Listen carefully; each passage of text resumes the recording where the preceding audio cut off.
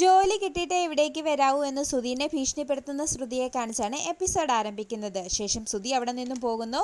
പിന്നീട് ജോലി അന്വേഷിച്ച് നടക്കുന്ന സുധിയെ കാണിക്കുന്നു. തുടർന്ന് ജോലിക്കാരെ ആവശ്യമുണ്ടെന്ന് ഒരു ഹോട്ടലിൽ എഴുതി വെച്ചിരിക്കുന്ന ബോർഡ് കാണുന്ന സുധി ആ ഹോട്ടലിൽ കയറി ജോലിയെപ്പറ്റി തിരക്കുന്നു.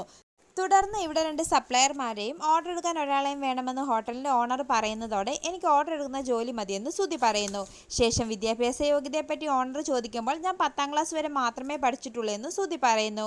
ശേഷം സുധി അപ്പോൾ തന്നെ ജോലിക്ക് കയറുന്നു. പിന്നീട് വീട്ടിലെത്തുന്ന സച്ചി പൂക്കടയിൽ നിൽക്കാതെ വീട്ടിൽ വന്ന് നിൽക്കുന്നതിന് രേവതിയെ വഴക്ക് പറയുന്നു. ഇതേ സമയം അവിടെ എത്തുന്ന സുധി എല്ലാവരെയും വിളിച്ചു വരുത്തുകയും എനിക്കൊരു വലിയ കമ്പനി ജോലി കിട്ടിയെന്നും പറയുന്നു. ഇത് കേട്ട് ചന്ദ്രമതിക്കും സുധിക്കും ഒരുപാട് സന്തോഷമാകുന്നു. ശേഷം ഇന്ന് തന്നെ ഞാൻ ജോയിൻ ചെയ്തുവെന്നും എനിക്ക് ഇന്ന് കിട്ടിയ സാലറി കൊണ്ട് ഞാൻ ഹൽവ മേടിച്ചുകൊണ്ട് വന്നിട്ടുണ്ടെന്നും സുധി പറയുമ്പോൾ ഇവൻ പറയുന്നതിൽ എന്തോ പന്തികേടുണ്ടെന്നും വലിയ കമ്പനിയിലാണ് ജോലിയെങ്കിൽ മാസാവസാനം മാത്രമേ ശമ്പളം കിട്ടൂ എന്നും ഇവൻ എവിടെയോ കൂലിപ്പണിക്കാണ് പോകുന്നതെന്നും സച്ചി പറയുന്നു.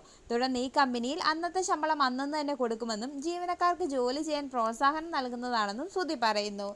ശേഷം ശ്രുതി സച്ചിനെ കളിയാക്കുകയും ശ്രുതിയുടെ വായിൽ ഹൽവ വെച്ച് കൊടുക്കുകയും ചെയ്യുന്നു. ശേഷം രേവതിയെ കളിയാക്കുന്ന രീതിയിൽ ശ്രുതിയും രേവതിക്ക് ഹൽവ വെച്ച് നീട്ടുമ്പോൾ സച്ചി ഇരുവർക്കും കണക്കിന് കൊടുക്കുകയും സച്ചി ആ ഹൽവ മേടിച്ച് കഴിക്കുകയും ഇവൻ എത്ര നാൾ ജോലിക്ക് പോകുമെന്ന് കണ്ടറിയാമെന്നും പറഞ്ഞ് അവിടെ നിന്ന് പോവുകയും ചെയ്യുന്നു.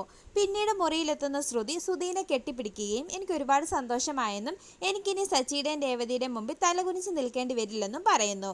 ശേഷം ജോലി എന്താണെന്ന് ശ്രുതി ചോദിക്കുമ്പോൾ തൽക്കാലം എൻ്റെ ജോലി എന്താണെന്ന് നീ അറിയണ്ടെന്നും ഞാൻ ഒരിക്കലും ആരെയും ചതിക്കില്ലെന്നും സുധി പറയുന്നു.